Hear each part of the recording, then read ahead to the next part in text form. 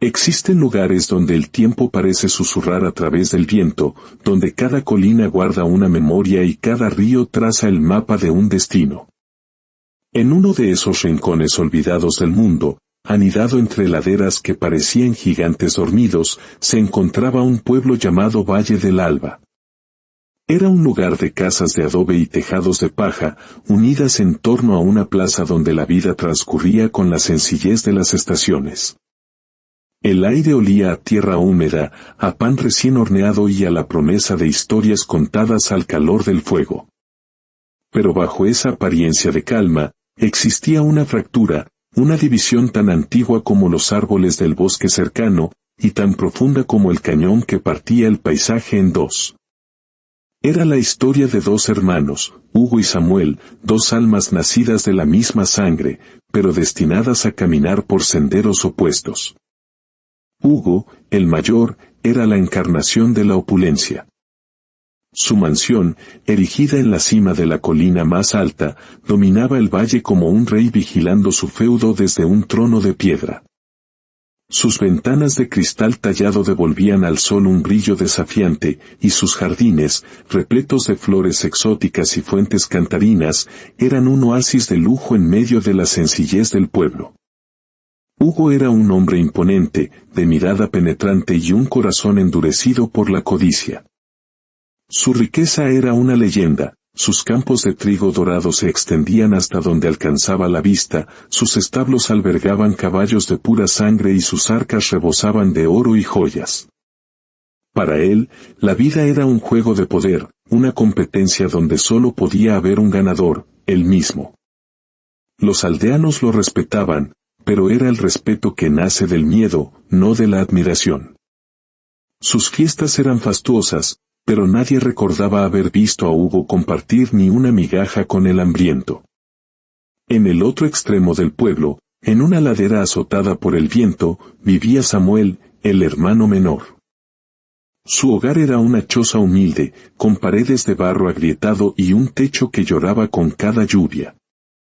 Junto a su esposa Clara, apenas poseían lo indispensable, una mesa que cojeaba, un par de sillas gastadas por el tiempo y el amor. Pero lo que les faltaba en bienes materiales, lo compensaban con una bondad que irradiaba como el sol de la mañana. Samuel tenía las manos callosas de un hombre que trabaja la tierra, pero sus ojos brillaban con una esperanza inagotable. Clara, con su sonrisa cálida, tenía el don de disipar las sombras. Juntos, cuidaban un pequeño huerto que apenas les daba para vivir, pero nunca dudaron en compartir sus últimas papas con un vecino necesitado. La diferencia entre ellos no era solo de riqueza, sino de espíritu. Hugo veía a los demás como escalones para su ascenso, Samuel veía en cada persona un hilo esencial en el gran tapiz de la vida. Y el destino, ese narrador caprichoso, estaba a punto de entrelazar sus hilos en una historia que cambiaría no solo sus vidas, sino la naturaleza misma del mundo. Era la víspera de Navidad. El aire frío de diciembre transportaba el eco de las campanas de la iglesia y el aroma a pino y especias. Las casas del pueblo se vestían de luces y guirnaldas, y los niños cantaban villancicos con la ilusión pintada en sus rostros. Pero en la choza de Samuel y Clara, el espíritu festivo parecía un eco lejano. Clara miraba la despensa, vacía y silenciosa, y sus ojos se llenaron de lágrimas.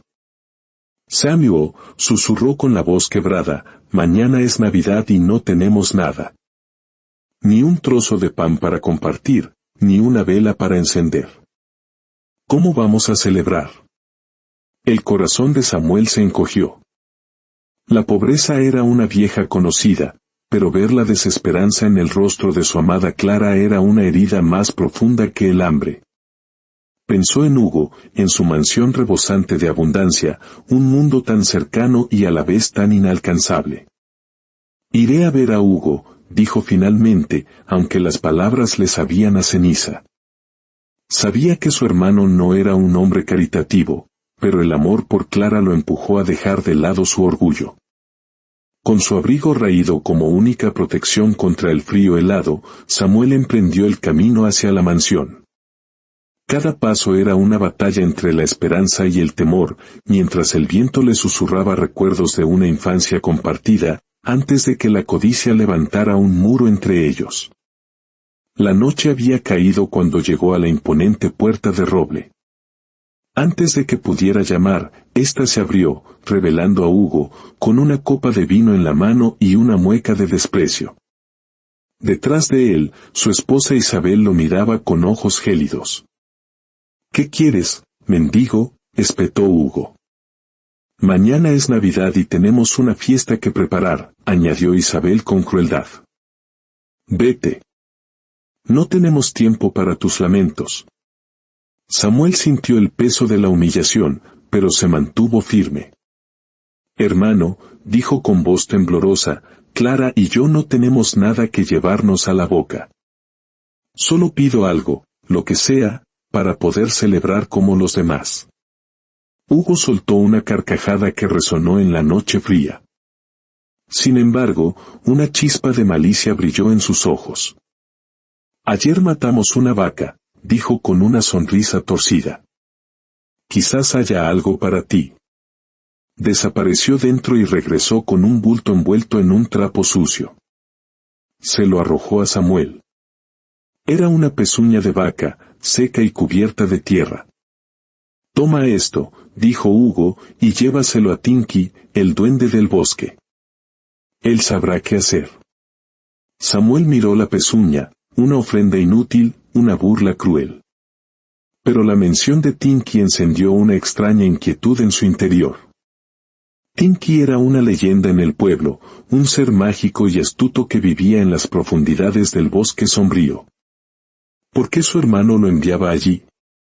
Agradeció con un murmullo y se dio la vuelta, pero en lugar de regresar a casa, una extraña determinación lo guió hacia la oscuridad del bosque. No podía volver con Clara con las manos vacías. Quizás en la morada del duende encontraría algo más que el desprecio de su hermano. El bosque sombrío era un lugar donde los árboles parecían guardar secretos milenarios y las sombras danzaban con vida propia. Samuel avanzaba con el corazón en un puño, aferrando la pezuña como si fuera un pasaporte a otro mundo. El frío era intenso, pero el recuerdo del rostro de Clara le daba calor. En lo profundo del bosque, una luz parpadeó entre los árboles. Era una fogata, y alrededor de ella, un grupo de leñadores descansaba. Al ver a Samuel, un anciano de barba cana y ojos sabios lo llamó. «¿Qué haces tan lejos del pueblo en esta noche, viajero?» Samuel, aliviado por encontrar almas amigables, le contó su historia y le mostró la pezuña. «Mi hermano me dijo que se la llevara a Tinky, el duende». Los leñadores intercambiaron miradas cargadas de significado. El anciano asintió lentamente. «Tinky no es un cuento, amigo», dijo con voz grave. «Ama la carne por encima de todo. Te ofrecerá grandes riquezas a cambio de esa pezuña, oro, plata, joyas. No aceptes nada de eso. Pídele solo una cosa, su molino de piedra. Nada más. Y no dejes que te convenza de lo contrario». Samuel, confundido pero agradecido, memorizó el consejo. ¿Por qué un simple molino de piedra sería más valioso que el oro? Con las indicaciones de los leñadores, se adentró aún más en el bosque hasta que, en un claro bañado por la luz de la luna, vio una pequeña cabaña de la que salía un hilo de humo. Era la morada de Tinky. Antes de que pudiera llamar, la puerta se abrió y una figura diminuta apareció. No era más alto que un niño, pero sus ojos brillaban como brasas ardientes y su sonrisa era una mezcla de astucia y peligro. «Huelo carne», dijo el duende, su voz como el susurro de las hojas secas. Samuel, con manos temblorosas, le ofreció la pezuña. Los ojos de Tinky se iluminaron. «Carne», exclamó arrebatándosela. «No he probado carne fresca en 30 años».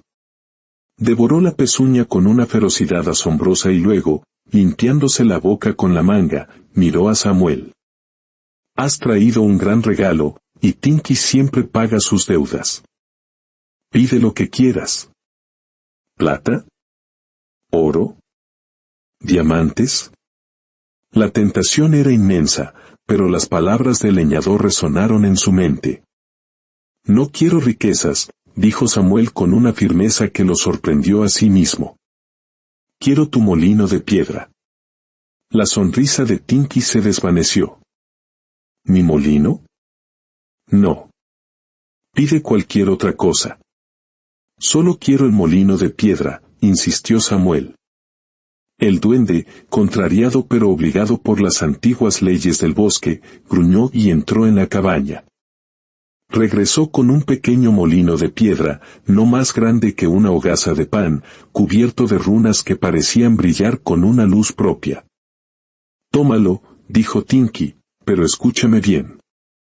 Este molino puede darte lo que desees. Solo tienes que decir, muele, mi molino de piedra, y pedir. Pero lo más importante es la palabra para detenerlo. Cuando tengas suficiente, debes decir, suficiente. No lo olvides, mortal. El molino no distingue entre la necesidad y la codicia. Samuel tomó el molino, pesado y vibrante de energía, y emprendió el camino de regreso. El amanecer de Navidad comenzaba a teñir el cielo cuando llegó a su choza. Clara lo esperaba en la puerta, con el rostro pálido de preocupación. Le contó todo. Juntos, colocaron el molino sobre la mesa. Con el corazón latiendo con fuerza, Samuel pronunció las palabras mágicas, muele, mi molino de piedra. Danos un festín para celebrar la Navidad. El molino comenzó a girar, y de su centro, como por arte de magia, empezaron a surgir los manjares más exquisitos, un pavo dorado, panes calientes, frutas brillantes y pasteles cubiertos de crema.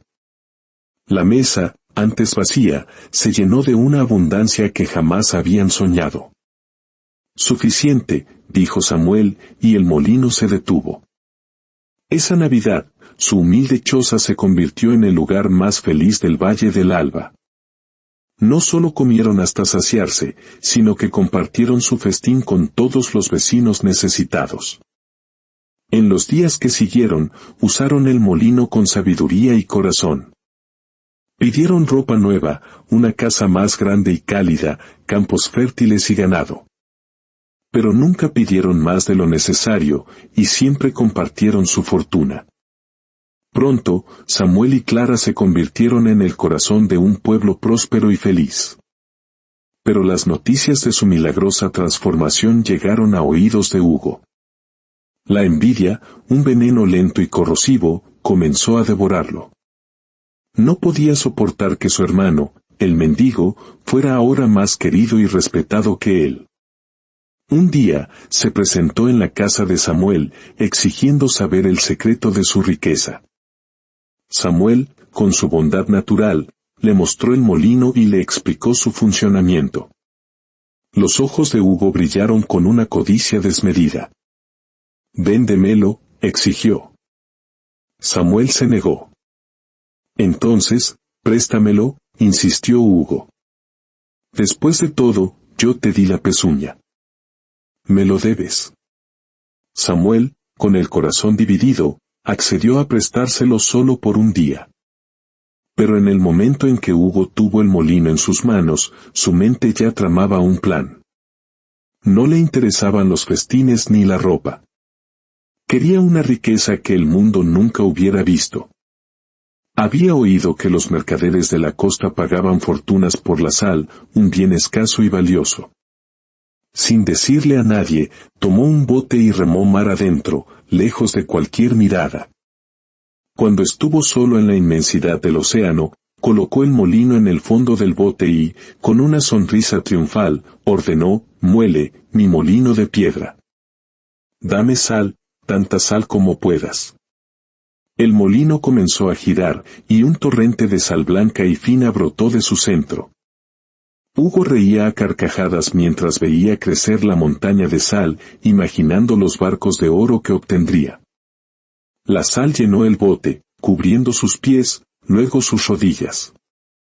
El pequeño bote comenzó a hundirse bajo el peso abrumador, pero Hugo, ciego de avaricia, solo gritaba, más, más. Cuando el agua helada del mar comenzó a entrar en el bote, el pánico lo golpeó. Se dio cuenta de su terrible error. En su prisa y arrogancia, nunca le había preguntado a Samuel la palabra mágica para detener el molino. Gritaba desesperado, golpeando la piedra. Pero el molino, obediente a su última orden, seguía moliendo sal sin cesar. Con un crujido final, el bote se hundió, arrastrando a Hugo y al molino mágico a las profundidades del océano. El mar se cerró sobre él, silenciando para siempre su insaciable codicia.